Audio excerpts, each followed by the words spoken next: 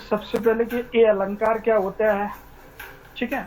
अलंकार का शाब्दिक अर्थ क्या होता है, ठीक है।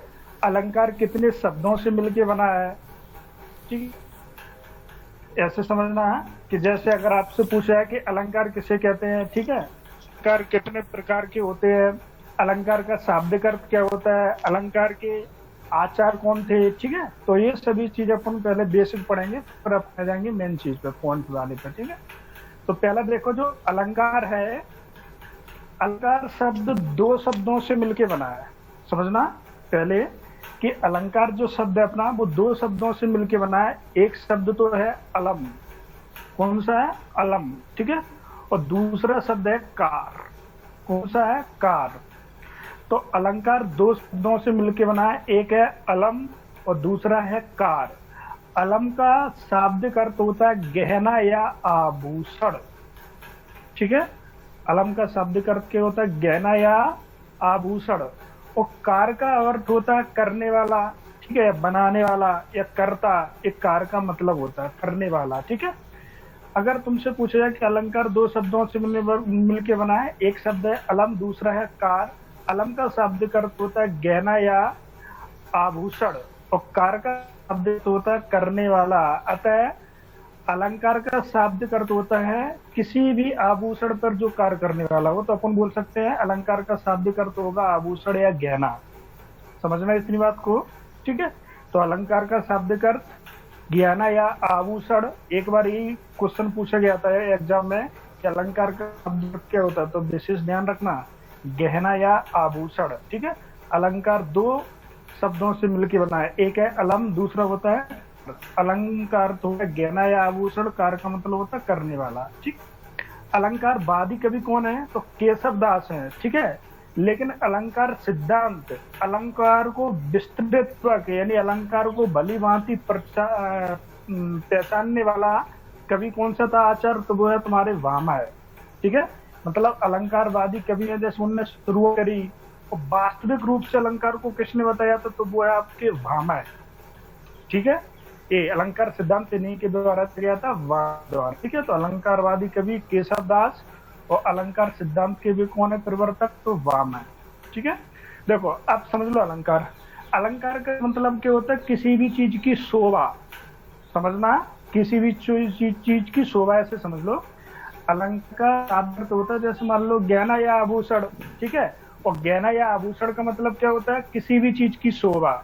जैसे मान लो अपन ने कोई घर बनाया है, ठीक है, नहीं मकान बनाया है, तो पहले अपन ने बोले कि ईंटों से बना दिया, अब उसमें अपन प्लास्टर करेंगे, फिर उसके बाद में पेंटिंग करेंगे, फिर उसको और अच्छे से क्या बोलिए सजाएंगे। तो वही क्या है, अलंकार, यानी किसी भी चीज को व्यवस्थित पूर्वक सजाना। समझना, जैसे कोई चीज जर्जर हो, खराब हो, और उसको एक अच्छे ढंग से तैयार करना, तो वही अलंकार है। परिभाषा कैसे बनती है, ऐसे समझ लो। परिभाषा ये कहती है कि जिस प्रकार महिला अपनी सुंदरता बढ़ाने के लिए आभूषण या गहनों का प्रयोग करती है, मतलब जो महिला है वो अपनी सुंदरता बढ़ाने के लिए किसका प्रयोग करती है, जैसे मान लो एक नॉर्मल महिला हो, फिर वो अलंकृत हो, ठीक है, नहीं, यानी आभूषणों का गहनों का प्रयोग करे, तो ठीक है, वो अपनी शोभा बढ़ाएगी। तो उसी प्रकार क्या होता है कि जो कवि है, कवि तो कवि के काव्य में शोभा बढ़ाने के लिए अलंकार का प्रयोग करता है। ऐसे समझ लो कि जैसे मान लो कि कोई महिला है, तो वो अपनी सुंदरता बढ़ाने के लिए किसका प्रयोग करती है, आभूषण का या गहनों का प्रयोग करेगी, तभी वो उसकी सुंदरता बढ़ेगी। तो उसी प्रकार मान लो कि जो कवि है, तो कवि भी अगर काव्य की शोभा बढ़ाता है तो वो अलंकार का प्रयोग करता है। तो परिभाषा लिखी कि काव्य की शोभा बढ़ाने के लिए अलंकार का प्रयोग कवि द्वारा किया जाता है, ठीक है। यानी कि जिस प्रकार में तो ये आचार दंडी कौन है फिर अलंकार में? नहीं, वो अलग अलग आएंगे, वो सभी अभी आने वाले हैं, ठीक नहीं। बीच में मैंने पहले ही कहा था, आप मेरे पूछो, वो सबके मत आएंगे, ठीक है। उनमें भी में भी आएंगे, बहुत आएंगे, आचार भोज भी आएंगे, ठीक है। तो समझना एक बार फिर से। तो अलंकार का शाब्दिक अर्थ होता है गहना या आभूषण।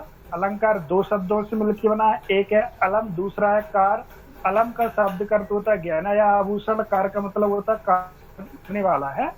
तो अलंकारवादी कवि केशव दास, अलंकार सिद्धांत दिया था वामा ने, ठीक है। परिभाषा क्या होती है कि जिस प्रकार महिला अपनी सुंदरता बढ़ाने के लिए आभूषण एवं गहनों का प्रयोग करती है, उसी प्रकार काव्य उसी प्रकार कवि काव्य की शोभा बढ़ाने के लिए अलंकार का प्रयोग करता है। अब नीचे एक हमने परिभाषा और लिखी है जो पुस्तक की प्रॉपर परिभाषा है कि जो किसी वस्तु को अलंकृत करे, समझना, जो किसी भी वस्तु को अलंकृत करे वही अलंकार है। मैंने आपको अभी बताया था कि एक मान लो कोई व्यक्ति हो, ठीक नहीं, और वो अपने आप को बहुत अच्छे प्रकार से डाल ले एक माहौल में, ठीक नहीं, पहले एक मान लो कि बेवकूफों की तरह रहता हो, फिर ठीक है उसने आपको अलंकृत कर लिया, यानी कि उसने अपने आप की शोभा बढ़ा दी, तो वो क्या होता है? अलंकार, ठीक है नहीं। तो जो किसी वस्तु को अलंकृत करे वही अलंकार है, ठीक नहीं। मान लो कि कोई जर्जर मकान हो, उसमें अपन पेंटिंग करे, तो क्या कर रहे हैं? उसमें अलंकृत कर रहे हैं, यानी कि उसकी शोभा बढ़ा रहे हैं, तो वही अलंकार है, ठीक है। एक नीचे परिभाषा और दी है, अलंकर अलंकरोति इति अलंकर है, अलंकरोति इति अलंकर है, यानी जो अलंकृत करता है वो ही अलंकार है, ठीक है। एक बार परिभाषा पूछ गई थी, अलंकरोति इति अलंकार है, तो यानी कि ये क्या होता है कि यानी जो अलंकार करता है वो ही अलंकार है, कि जो शोभा बढ़ाता है वो ही अलंकार है, ठीक है नहीं। जैसे मान लो कि हम कोई पंक्ति पढ़ रहे और वो पंक्ति हमें समझ में नहीं आ रही है और हम उसको अपनी ऐसी डिजाइन में प्रस्तुत कर ले जिससे हमें वो समझ में, तो वो हमारे लिए अलंकार हो गया, समझ गया ये बात। अब आ जाओ नेक्स्ट, अगला है कि काव्य शोभा करान धर्मान अलंकार, ठीक है, प्रेक्षते। ये आचार्य दंडी का मत है कि काव्य शोभा करान धमनी अलंकारन प्रेक्षते, यानी कि ऐसा धर्म, समझना, इसकी जो संस्कृत में की होती है इसको हिंदी में बताया कि ऐसा शब्द, ठीक नहीं, ऐसा धर्म जो शोभा बढ़ाए, तो उसको क्या कहते हैं? अलंकार। ये आचार्य दंडी के द्वारा मत दिया गया था, ठीक है। नेक्स्ट नीचे दिया है, शब्दार्थो सहितो काव्यम, शब्दार्थो सहितो काव्यम, यानी कि शब्द के साथ काव्य की शोभा बढ़ाता है, यानी कि शब्दार्थो, देखना इसमें दो शब्द हैं, शब्दार्थो, तो इसको अपन तोड़ेंगे तो ये मिलके आ जाएगा कि शब्द प्लस अर्थ, यानी कि किसी भी काव्य में शब्द और अर्थ के कारण जो शोभा बढ़ती है उसे अपन अलंकार कहते हैं। ये परिभाषा किसने दी? तुम्हारे आचार्य वामन है, समझना। शब्दार्थो सहितो काव्यम, यानी कि किसी भी काव्य में, समझना परिभाषा, किसी काव्य में शब्द और अर्थ के कारण, ठीक है नहीं, जो शोभा आती है उसे अपन क्या कहते हैं? अलंकार। लेकिन ये परिभाषा किसने दी थी? वामन ने, ठीक है। अब देखा इसमें दिया है, ना कांतमपि विभूषणम विभाति वनिता मुखम, ठीक नहीं, तो ना कांतमपि विभूषणम विभाति वनिता मुखम, ये वामन ने दिया है। इनने कहा है कि किसी भी काव्य में, जैसे मान लो किसी का मुख है, ठीक नहीं, अगर उसमें सुंदरता नहीं हो तो वो मुख किसी काम का नहीं है, तो ऐसे इनने कहा है कि किसी भी कोई भी काव्य हो, जब तक उसमें अलंकृत की शोभा नहीं, अलंकार नहीं है, अलंकार नहीं है, तब तक वो काव्य का कोई महत्व नहीं है, समझना। ये वामन के द्वारा दिया गया। लास्ट में भोज ने एक मत दिया है, अर्थ अलंकार के बिना सरस्वती विधवा के समान है, समझना। इनने कहा था कि जो अर्थ अलंकार है अर्थ अलंकार के बिना सरस्वती विधवा के समान है। अब अर्थ अलंकार के बिना सरस्वती विधवा के समान क्या है, इसका मतलब क्या है? तो ये समझो, जैसे मान लो कोई भी पंक्ति अपन पढ़ रहे, कोई भी मान लो, ठीक, चाहे आप बाल विकास ले लो, गणित ले लो, पर्यावरण ले लो, इतिहास ले लो, इंग्लिश ले लो, भूगोल ले लो, या हिंदी में अलंकार ले लो, अगर उसकी हमें परिभाषा शब्द समझ में नहीं आ रहे हैं तो उसका मेरी दृष्टि से कोई महत्व नहीं है, समझना, उसका मेरी दृष्टि से कोई महत्व नहीं है। तो उसमें कहा गया है कि अर्थ अलंकार के बिना सरस्वती विधवा के समान है, यानी कि अगर हमें किसी भी चीज की समझ नहीं है तो उसका कोई मत नहीं है। तो वो बस उन्होंने भाषा को बताया है। एक बार पूछ भी गई थी कि किस आचार के अनुसार ये कहा गया है कि अर्थ अलंकार के बिना सरस्वती विधवा के समान है, तो आचार्य भोज। एक बार इसको फिर देख लें। यहाँ तक अलंकार आपके दो शब्दों से मिलकर बना है, एक है अलम, दूसरा है कार। अलम का शब्द करते हैं गहना या आभूषण, ठीक है। कार का मतलब होता है करने वाला या कर्ता, ठीक है, किसी क्रिया को करना, ठीक। अलंकार का शब्द अर्थ हुआ गहना या आभूषण। अलंकारवादी कवि कौन है? केशवदास। अलंकार सिद्धांत अलंकार के जनक कौन है, जिनने वास्तविक रूप से अलंकार की पहचान कराई, वो है वामय। ठीक है, परिभाषा क्या होती है कि मतलब जो भी महिला है वो अपनी सुंदरता बढ़ाने के लिए अलग किसका प्रयोग करती है, आभूषण या गहनों का। कभी काव्य की शोभा बढ़ाने के लिए अलंकार का प्रयोग करती है। ठीक है, ऐसे मान लो। या अपन दूसरी परिभाषा ये बोल सकते हैं किताबी की, जो किसी वस्तु को अलंकृत करे, ठीक है, जो किसी वस्तु को सजाए या उसमें अलंकार के गुण डाले, तो वही अलंकार है। ठीक है, किसी भी वस्तु को अगर मान लो कोई चीज खराब है और उसको हम बहुत एक अच्छे ढंग से व्यवस्थित करें, ठीक है, तो वही क्या कहलाएगा, अलंकार। ठीक है, अलंकरोति इति अलंकार, यानी कि जो अलंकृत करता है वही अलंकार है। क्लियर है। अब नीचे आचार्य दंडी ने अपनी परिभाषा दी थी, काव्य शोभा करम धर्मान अलंकारन प्रक्षते, यानी कि काव्य की शोभा बढ़ाने वाले धर्म को अलंकार कहते हैं आचार्य दंडी के अनुसार। अगर तुमसे पूछे कि काव्य की शोभा बढ़ाने वाले धर्म को अलंकार कहते हैं, यानी काव्य की शोभा बढ़ाने वाले धर्म को अलंकार कहते हैं, किस आचार्य का मत है, तो ये आचार्य है दंडी।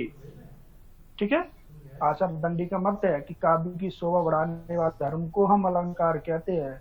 ठीक है, नीचे एक और आया है, शब्दार्थो सहितो काव्यम, यानी कि किसी भी काव्य में शब्द और अर्थ के कारण जो अलंकृत हो, यानी कि जो भाषा समझ में आए, तो उसको अपन कहते हैं अलंकार। ये परिभाषा दी थी वामय ने।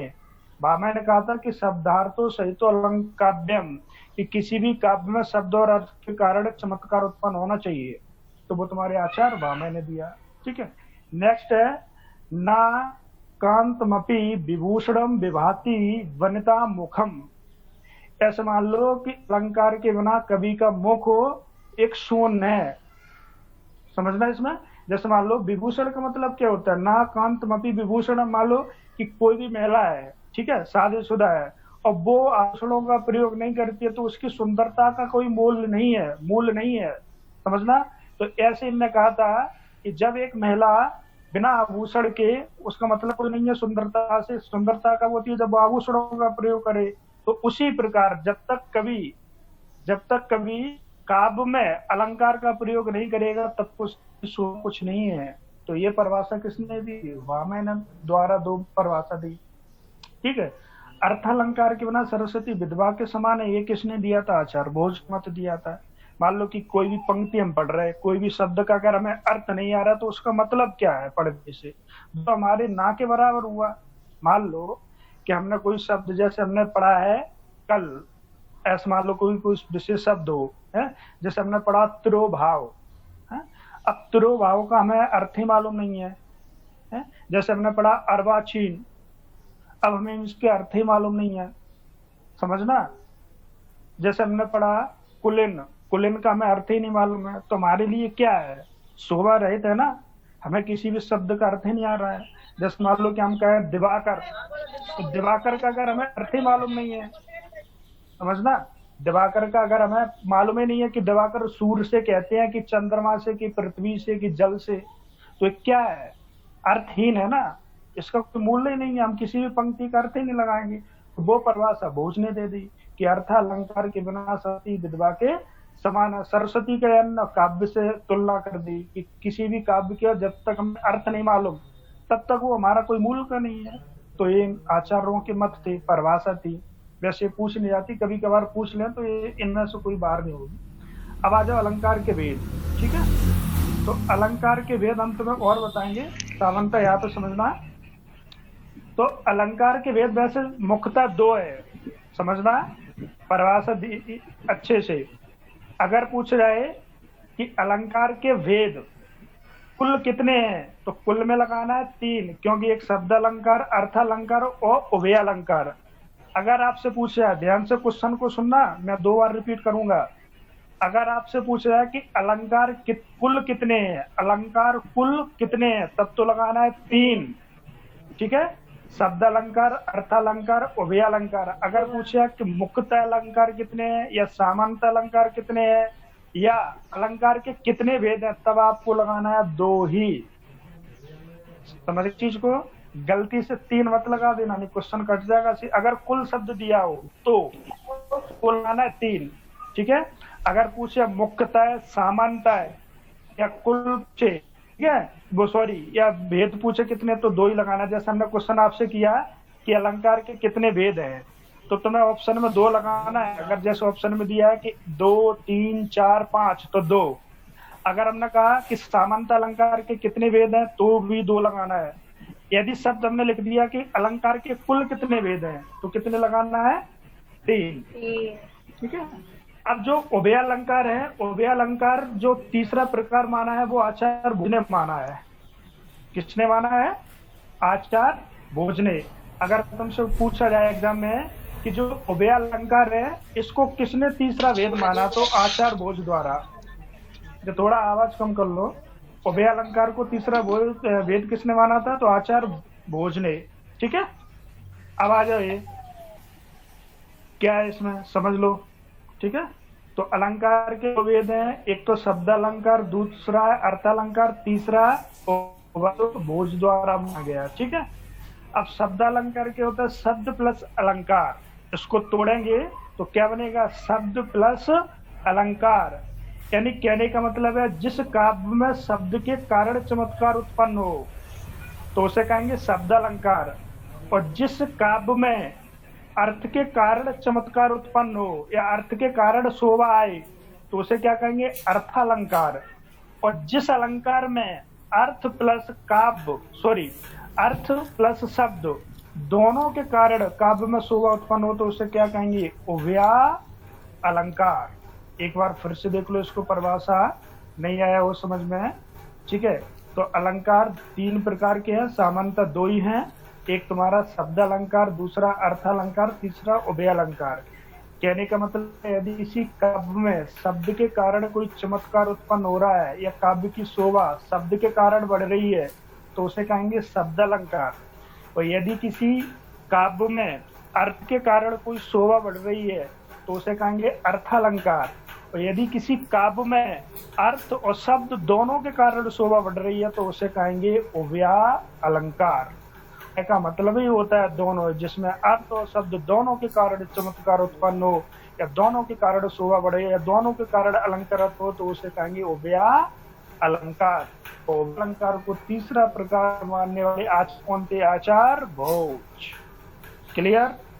अब आ जाओ नेक्स्ट पेज जो है, देख लो ये वाले।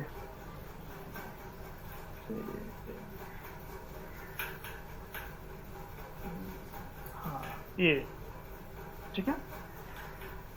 तो इसमें दिया है कुछ विद्वानों के अनुसार अलंकार के प्रकार।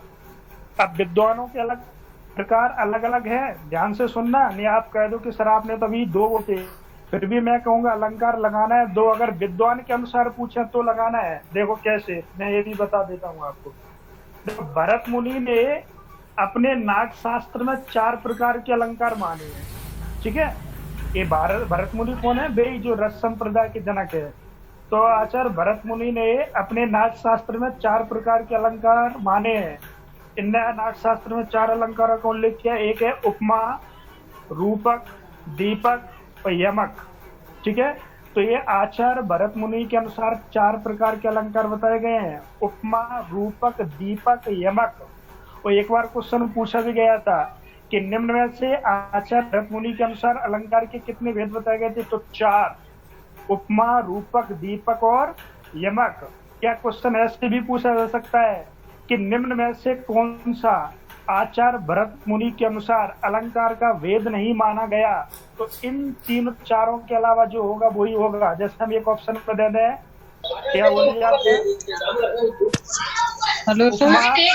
हाँ सर, ये जो अलंकार है ना, तो प्रत्येक आचार्य के अनुसार तो उनका नाम भी आएगा ना, जैसा नहीं, वो वैसे पूछ नहीं जाते। नहीं, अभी तक नहीं पूछे, ये तो केवल पूछे जाएंगे। भरत मुनि का पूछा गया था और डांडी का, जितने के पूछे गए वो मैंने लिख दिए, ठीक है।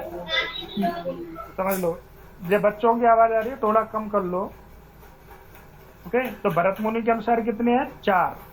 अब अलंकार तो 108 भी माने गए हैं, 107 भी अलंकार माने गए हैं, 214 भी माने गए हैं, 500 भी माने गए हैं, 1008 भी माने गए। अब कौन से मत पढ़ेंगे वो अपने में नहीं पूछ जाएंगे, अपने स्तर के जो है वो वो भी हम लिखा देंगे, हमें कुछ नहीं है, लेकिन क्या है, फालतू चीजें लिखो। जितने एग्जाम में बनते हैं वो क्वेश्चन मैं लेके आया हूँ, इनसे बाहर नहीं होगा, ये चीज की गारंटी। अगर इनसे बाहर होगा तो जनरली सी बात है वो क्वेश्चन उसी पे बनेगा, या तो वो टीचर हो हिंदी का स्पेशलिस्ट, या वो उसने बहुत लंबे से हिंदी पढ़ी हो। अगर आप लोगों से अलंकार का क्वेश्चन नहीं बना तो लगभग ये मान लेना कि किसी से बनेगा भी नहीं। ये विशेष ध्यान रखना, क्योंकि मैं अलंकार का हर पॉइंट आपको क्लियर कराऊंगा डीप से डीप। हिंदी में अगर आपसे कोई भी क्वेश्चन नहीं बना, आप अगर आपने पानी है वो बात अलग है, आपके अगर रजिस्टर से या नोट से किसी भी प्रकार से अगर क्वेश्चन नहीं बनना है तो ये मान लेना कि लगभग वो क्वेश्चन फिर किसी पे बनेगा नहीं। तो तुम देख लेना औरों के नोट्स मिला के, जो मैं बता रहा हूँ तो देखना। तो देखना, तो भरत मुनि ने 4 बताए थे, ठीक है। एक उपमा, रूपक, दीपक, यमक, ठीक है। आचार्य जो दंडी आते बिना 39 प्रकार के अलंकार बताए। अब 39 कौन पढ़ेगा, लेकिन इनका मत पूछा जाता है कि आचार्य दंडी के अनुसार अलंकारों का कितने अलंकारों का वर्णन किया गया, तो 39 अलंकार, ठीक है। कितने अलंकारों का? 39 है। 39 में 4 शब्द अलंकार बताए और 35 इनने अर्थ अलंकार बताए, ठीक है। 4 शब्द अलंकार बताए और 35 इनने क्या बताए? अर्थ अलंकार। अब देखो, जो उद्भट है तो उद्भट ने अलंकारों का वर्णन कितना किया है, तो इनने बताएंगे 41। वामन ने कितने बताए? 32। कुंतक ने कितने अलंकारों का वर्णन किया है? 20, ठीक है। तो ये सब मत पूछे जाते हैं कि निम्न में से 52 के अनुसार अलंकार कितनी का वर्णन किया गया, तो 32, कुंतक ने 20, उदयभट्ट ने 41, दंडी ने 39 और भरत मुनि ने कितने बनाए? 4। और पूछा है कि आचार्य भोज द्वारा, तो आचार्य भोज ने अलंकार के 3 वेद माने, एक शब्द अलंकार, अर्थ अलंकार और तीसरा वरना खुद जोड़ा ही था जिसका नाम क्या है? उभय अलंकार। क्लियर, ठीक है। अब आ जाए इसमें, तो इसमें हमने नीचे लिखा है कि मुख्यतः अलंकार के 2 भेद माने जाते हैं। कितने भेद माने जाते हैं? 2, ठीक है। एक बार फिर से क्वेश्चन है, देखो आचार्य का मत नहीं है, आचार्य का अगर मत पूछे तो आपको ये बताना है। अगर आपसे पूछे कि अलंकार कुल कितने प्रकार के हैं, तो 3 लगाना, ठीक है, क्योंकि 3 ही होते हैं, अर्थ, शब्द और उभया। अगर पूछे कि अलंकार के कितने भेद हैं, तब लगाना है 2। उसने शब्द कुल नहीं दिया तो 2 ही लगाना है, क्योंकि बहुत सारे आचार्यों द्वारा 2 ही वेद माने गए। अगर पूछे कि सामान्यता या मुक्ता अलंकार कितने प्रकार के होते हैं, तभी भी 2 ही लगाना। भाई बंधु अच्छे से सुन लेना, एक क्वेश्चन गलत हो गया सीधा सीधा 1 नंबर, ध्यान से। और फिर नहीं है पूछ लेना, मैं मना नहीं करूंगा बताने के लिए, पहले इसको सुन लो। कुल वेद में 3, सामान्यता मुक्ता में 2, ठीक है। और अलंकार कितने प्रकार के होते हैं, तब भी 2। अब आ जाओ नीचे, तो मुक्त अलंकार 2 प्रकार के माने गए, एक तो तुम्हारा शब्द अलंकार, दूसरा क्या है? अर्थालंकार, ठीक है। अब शब्द अलंकार क्या होता है, अर्थ अलंकार क्या होता है? तो देखो, शब्द अलंकार को अगर तोड़ेंगे तो क्या हो जाएगा? शब्द प्लस अलंकार। क्या बनेगा? शब्द प्लस अलंकार। यानी कि जिस काव्य में शब्द के कारण शोभा उत्पन्न हो, ठीक है, जिस काव्य में शब्द के कारण शोभा उत्पन्न हो उसे कहेंगे शब्द अलंकार, ठीक है। और जिस काव्य में अर्थ के कारण शोभा उत्पन्न हो उसे कहेंगे अर्थालंकार, ठीक है। इनके विस्तार से परिभाषा बताएंगे और भेद भी बताएंगे, इनके उदाहरण भी बताएंगे। पहले इनकी परिभाषा सुन लो, ठीक है। तो जिस काव्य में शब्द के कारण शोभा उत्पन्न हो या शोभा पैदा हो तो उसे अपन क्या कहेंगे? शब्द अलंकार। और अर्थ के कारण उत्पन्न हो तो उसे क्या कहेंगे? अर्थालंकार, ठीक है। अब आता है इसमें शब्द अलंकार। तो शब्द अलंकार क्या होता है?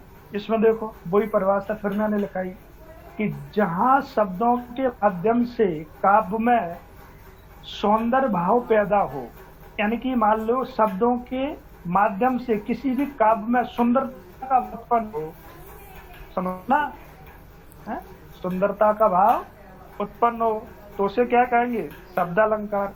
जैसे मान ले कि आप किसी प्रकार की होती है, जैसे कहते हैं ना सुंदरता, ब्यूटी। ब्यूटी 2 प्रकार की होती है, एक होती है एक्सटर्नल, एक होती है इंटरनल, यानी एक आंतरिक एक बाहरी। आंतरिक कैसी होती है? आंतरिक सुंदरता का मतलब होता है अंदर से, और बाहरी सुंदरता का मतलब होता है बाहर से सुंदर हो। जैसे मान लो कोई सामने वाला व्यक्ति है तो अपन उसको देख के बोले ठीक है, बोले इसने इसने इतना अच्छे रूप धारण किए, बोले ठीक है बाहर से बहुत सुंदर दिख रहा है। अंदर से सुंदर का मतलब ये कि विचार इच्छा वो सुंदर है।